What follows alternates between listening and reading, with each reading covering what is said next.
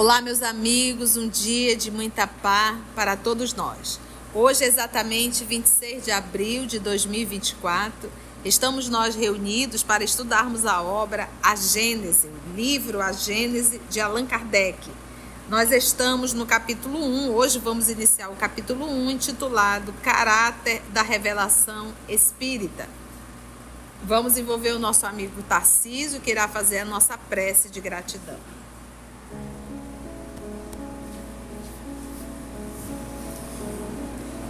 Oremos. Amado Mestre Jesus, espiritualidade amiga aqui presente, mais uma vez, Senhor, estamos aqui reunidos em Teu nome para mais um estudo, para mais um ensinamento e aprendizado das Tuas leis, que possamos, Senhor, assimilar todos os ensinamentos,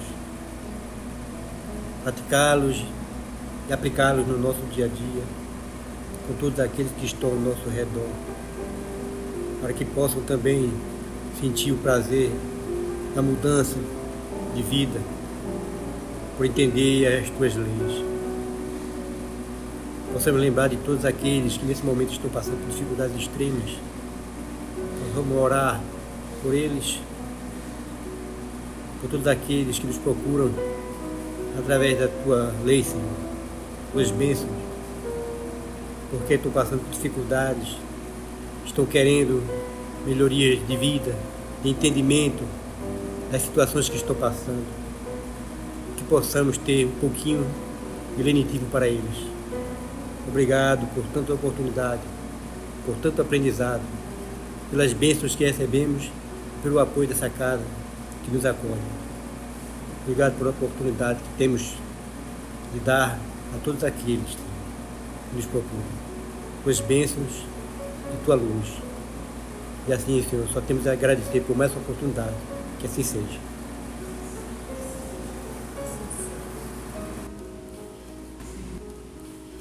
Capítulo 1, Caráter da Revelação Espírita. Então, a primeira pergunta que ele fez é se o Espiritismo ela pode ser considerado uma revelação. Foi a primeira pergunta.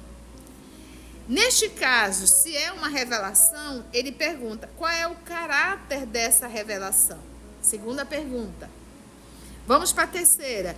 Em que se funda a sua autenticidade? Como é que nós podemos ter a certeza que essa revelação, apresentando o caráter dela, como é que ela é autêntica, é verdade essa revelação, ela é verdadeira, né? Como que a gente pode comprovar a autenticidade dela? Então, a terceira pergunta, vamos lá, para a quarta, a quem e de que maneira ela foi feita? A quem e de que maneira ela foi feita, né? Para quem? A quem? E de qual maneira? Como que ela foi feita? Olha só, então aqui tem mais duas perguntas em uma só.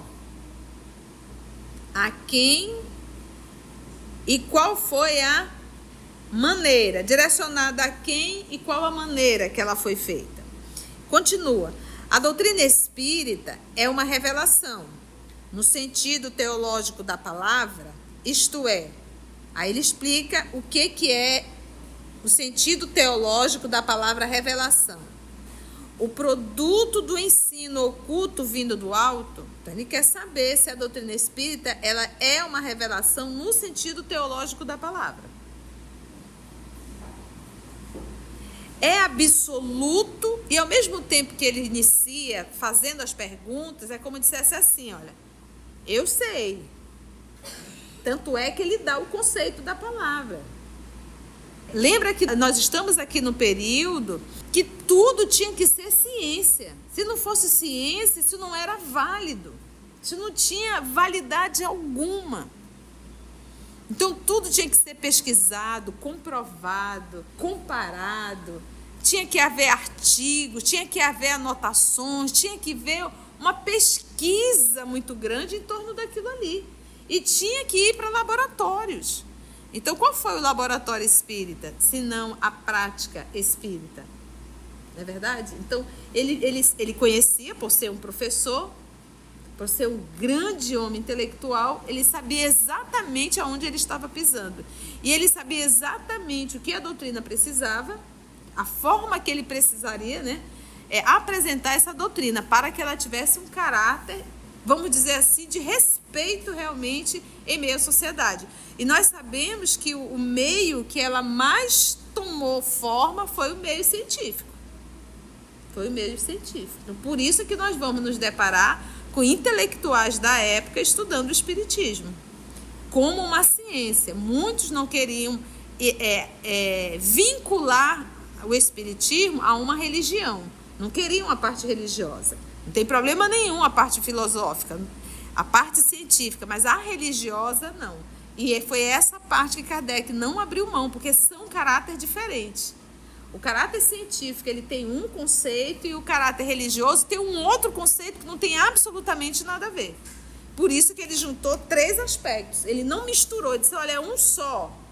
Como a gente pega a lei de amor, justiça e caridade. É uma lei só. Ele juntou 3 coisas, os espíritos, né? Lei de amor, justiça e caridade.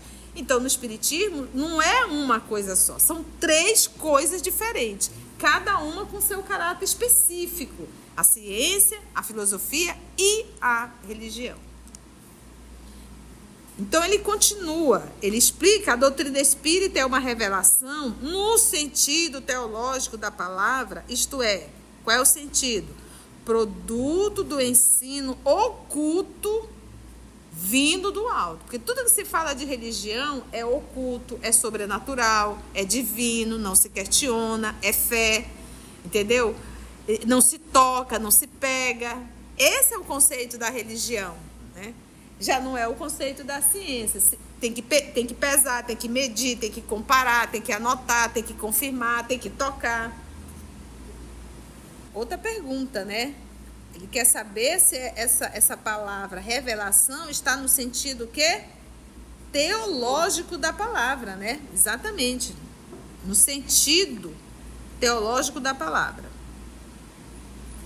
É absoluta ou suscetível de modificações a revelação, né? Aqui lembra que ele está falando da revelação espírita. Ele quer saber se tem um cunho, essa palavra está de comum acordo com o que a religião informava, e agora ele faz uma nova pergunta para tudo que ele vai responder, que é ela é absoluta ou ela é suscetível de modificações? Essa revelação, uma vez dada, é isso ou ela vai ser modificada ao longo do tempo? Olha o tanto de pergunta. Então, aqui ela é suscetível de modificações. Trazendo aos homens a verdade integral, a revelação não teria, por efeito, impedi-los de fazer uso das suas faculdades, pois que lhes pouparia o trabalho da investigação? Então, se a doutrina está revelando tudo, isso não vai tirar o trabalho dos homens de adquirirem a consciência, a inteligência para descobrir? Alguma vez a gente já, por exemplo, nós tivemos Covid. Tiveram espíritos brincalhões utilizando médios imaturos e levando para o YouTube qual seria a cura, ridicularizando a doutrina espírita, infelizmente, porque a pessoa se apresentava como espírita. Mas algum espírito nobre interferiu para dizer qual seria? Não, porque isso faz parte do nosso processo de evolução. Temos também o HIV. Já tivemos algum espírito dizendo, olha, o HIV é a cura desse vírus. Não tem. Por quê? Primeiro que é um processo expiatório para muitos. Segundo, gente, deixa eu falar uma coisa para vocês. Muitas enfermidades já se tem a cura. O maior lucro para as indústrias farmacêuticas é te curar ou apenas utilizar uma forma de te manter doente por mais tempo, alongando o tempo de vida. E é bom vender remédio. Infelizmente, nós vivemos, quando a gente diz que a gente vive num mundo que é comercial, é para tudo, gente. Quantos profissionais da área da saúde olham para ti como se você fosse um cifrão? Só isso. vendendo ali um produto, um serviço. E muitos, isso é muito comum. Então, a área da farmacologia também não é diferente. As indústrias farmacêuticas são bilionárias. Então, será que não... Você tem noção quanto é um tratamento paliativo do câncer? 18 mil, 20 mil reais cada aplicação.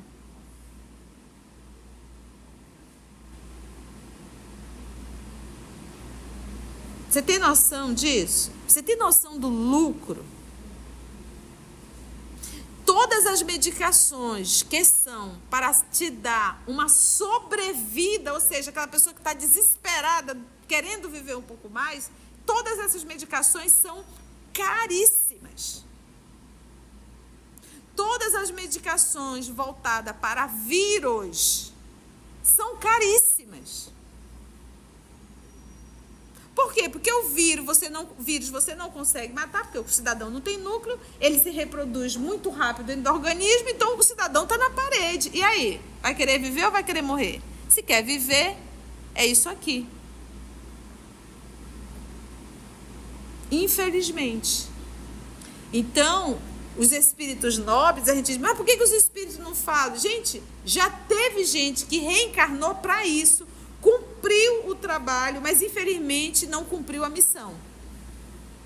Vendendo, a preocupação era, vou patentear e vou ganhar dinheiro. Por mais que eu venha a perder a minha alma, mas eu quero é dinheiro. Então, esse é o mundo capitalista. Esse é um mundo, infelizmente, que não se olha a pessoa, se olha o quê? Dinheiro. Na revista Espírita, talvez de 58, se não me falha a memória, tem um caso lá de uma pandemia que acontece numa ilha chamada Ilha Maurícia.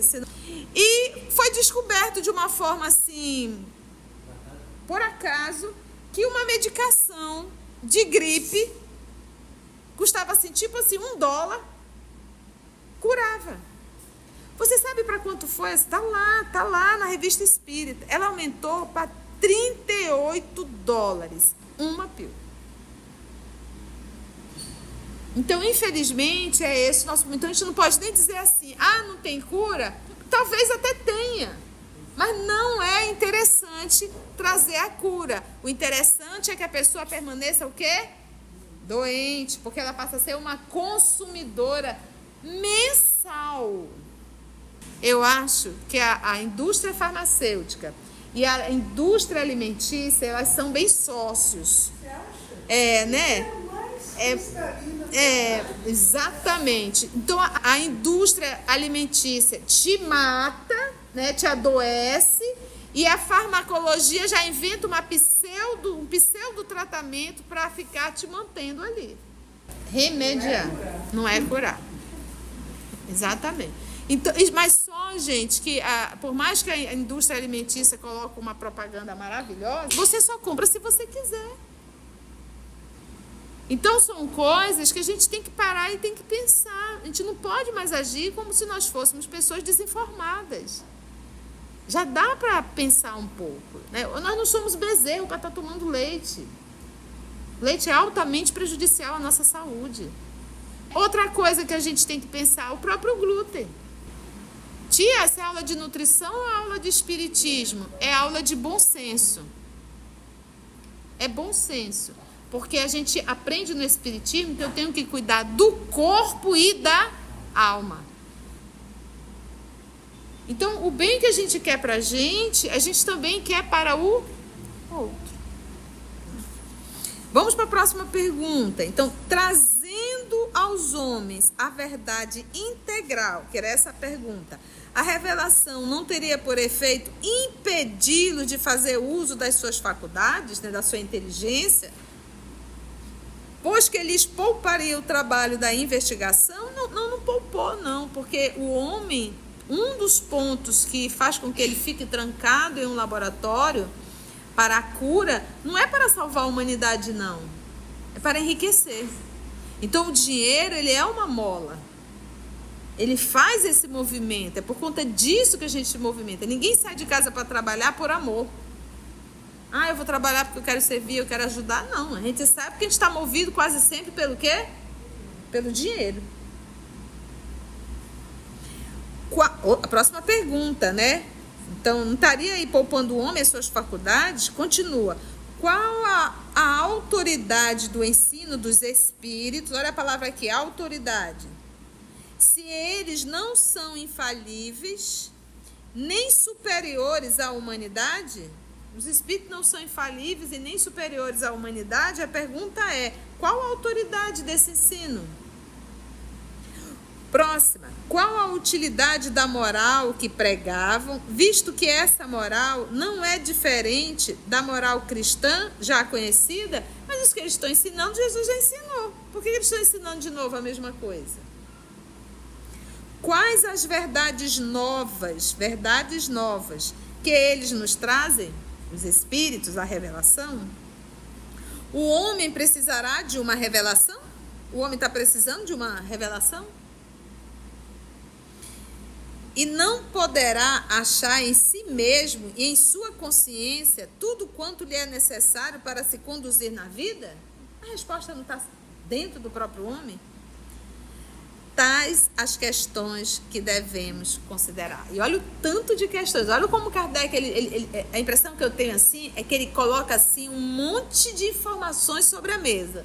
Levantou um monte de perguntas. E ao mesmo tempo que ele levantou um monte de perguntas, ele disse, tem uma resposta para cada uma delas. E é esse o propósito da obra Gênesis. Para que a gente possa saber refutar a ciência que nós estamos inseridos. Vamos para o item 2? Definamos primeiro o sentido da palavra revelação. Revelar, isso assim, é algo muito bom para quando você está estudando, seja o que for. Não conhece uma palavra, pesquisa, não passa à frente. Verifica a etimologia da palavra, onde ela nasceu e qual o significado dela. E por mais que... Não, mas eu sei, algumas vezes é necessário você pesquisar. Se ele vai falar aqui de revelação, ele precisa pegar a etimologia da palavra, ou seja, o estudo dessa palavra, qual é a origem dela, qual o significado realmente dela. É igual quando nós pegamos o significado, e para a Igreja Católica é um significado, mas de forma gramática o significado é outro. Deixa eu ver se consigo lembrar da palavra. Eu estava até... Eternidade. Eternidade. Então, se você pegar o significado teológico é um e o significado gramatical é outro. Então, tem algumas palavras que a gente precisa entender, porque às vezes a gente traz realmente uma reminiscência, né, de informações, mas que a gente teve na Igreja Católica. Mas vamos ver qual realmente é a etimologia dessa palavra. Né? É a mesma coisa a palavra inferno. Ela tem significados totalmente diferentes. Se você for pegar a etimologia da palavra inferno e se você for pegar o termo inferno dentro da teologia. Dentro do catolicismo. Por isso que o Kardec começa o livro dos Espíritos dizendo o quê? Para uma nova ciência, novos termos. Então, definamos primeiro o sentido da palavra revelação. Revelar vem do latim revelare, ou seja, a origem da palavra é o quê? Latim. O latim era uma língua, um idioma dos romanos, cuja raiz velo, olha a raiz, que quer dizer o quê? Véu, significa literalmente sair de sob o véu. Isso é olha essa etimologia, né? Sair de sob o véu. Então, existe um véu que cobre alguma coisa. Então, revelação é sair do véu, que está sob o véu, né? Figuradamente, descobrir, dar a conhecer uma coisa secreta ou desconhecida. Então, volta lá. Por isso que ele falou, a doutrina espírita é uma revelação no sentido teológico da palavra. E aqui ele pegou a parte teológica da palavra? Aqui nessa pesquisa dele foi teológica? Não, etimologia. Então é descobrir de uma forma figurada, descobrir, dar a conhecer uma coisa secreta ou desconhecida. Secreta já até sabemos, mas fica calado e ninguém fala nada, né? E aí revela o que já sabia. Ou simplesmente revelar o que ninguém sabia. Em sua acepção vulgar, ou seja, comum, mais genérica, diz-se de toda coisa ignorada que é divulgada. Isso seria de forma mais genérica. De qualquer ideia nova que nos põe ao corrente do que não sabíamos. Deste ponto de vista, todas as ciências que nos fazem conhecer os mistérios da natureza são revelações e se pode dizer que há para a humanidade uma revelação incessante. Então Einstein fez revelação para a gente? Quantos cientistas não descobriram e revelaram uma lei que já existia? Então, olha, deste ponto de vista, todas as ciências que nos fazem conhecer os mistérios da natureza, a lei já existe, mas nós não sabemos, nós não conhecemos, nós não identificamos. Qual foi a lei de Newton? Gravidade. E tudo começou com uma observação da maçã caindo. E aí ele nos revelou, de forma científica, a lei da gravidade. Então, quantos cientistas, dentro realmente da ciência, vão apenas descobrindo uma lei que já existe, mas que nós não percebemos. Muitas vezes por acaso. No caso dele, né? A astronomia, que é uma ciência, revelou o mundo astral, que não conhecíamos, né? Porque a gente imaginava que era um monte de luzinha que estava ali colado em uma abóbada, né? A gente chamava de céuzinho, né? E que aquilo era só uma luzinha pequenininha. Então veio a astronomia e nos falou do universo, nos falou das estrelas, dos planetas. Quanta revelação, né, gente? A geologia revelou a formação da Terra. E a gente vai estudar isso aqui, a parte geológica. Tem um capítulo aqui que vai mostrar só a parte geológica. Que se você, se eu pudesse cortar a terra que eu digo a terra, o barro, né? Se eu cortar, nós vamos estudar as camadas. E cada camada dessa terra conta um pouco da história de um tempo e de um período. E a própria formação da terra.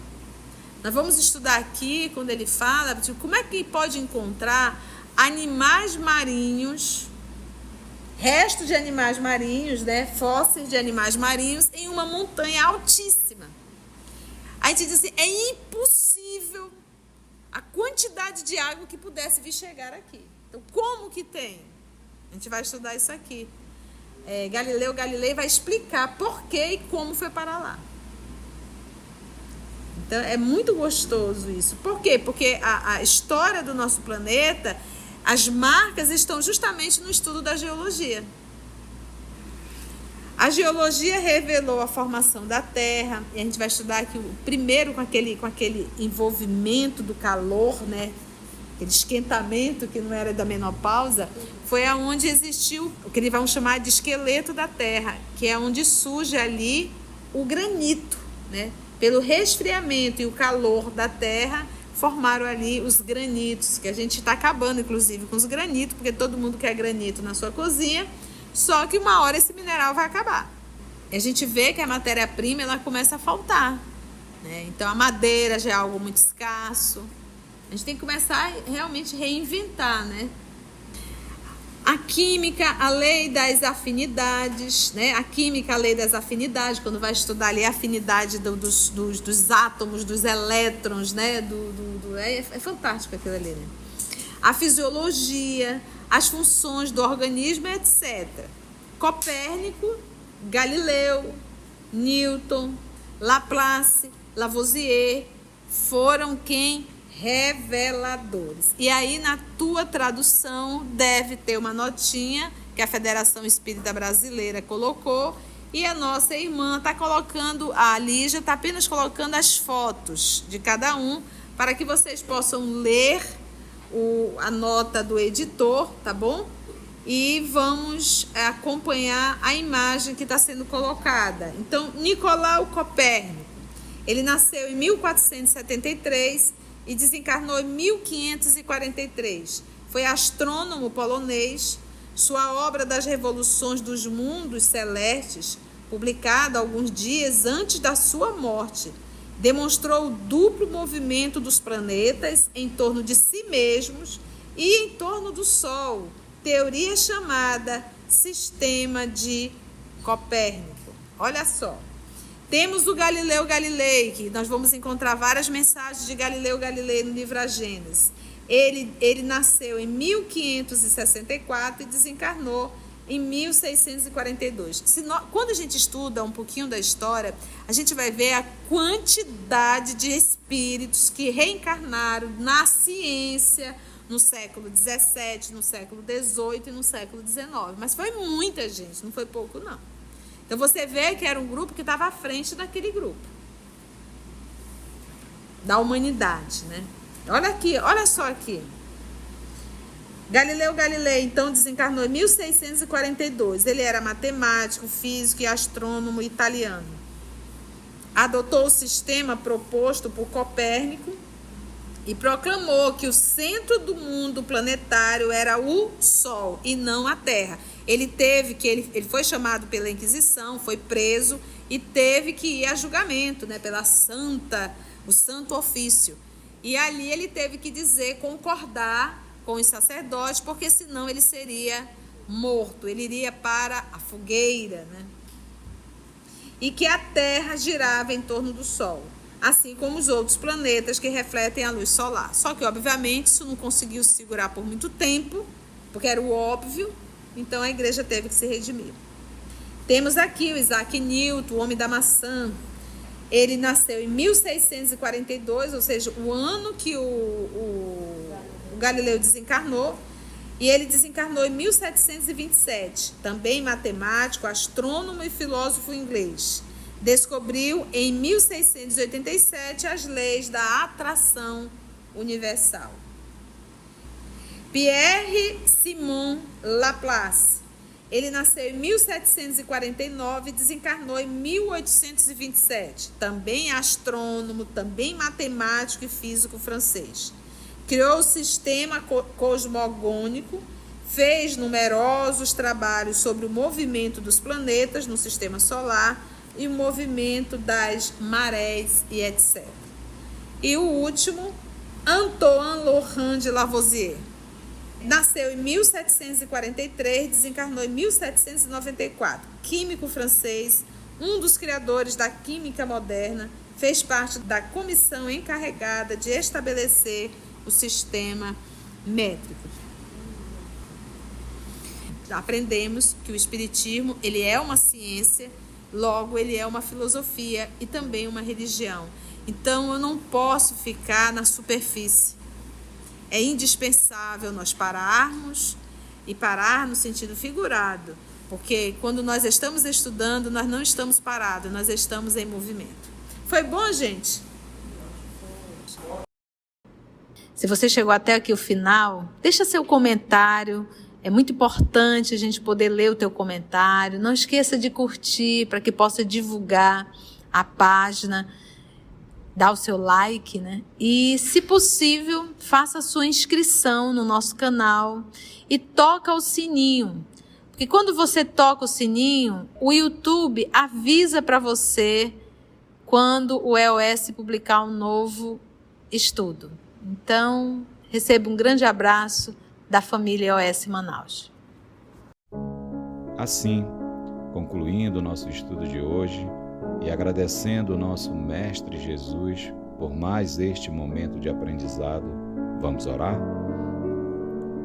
Então, assim, agradecemos ao nosso Mestre Jesus, aos nossos amigos espirituais que conduziram o nosso trabalho sempre com tanta maestria e, acima de tudo, ao nosso Pai Criador. Graça te damos, que assim seja.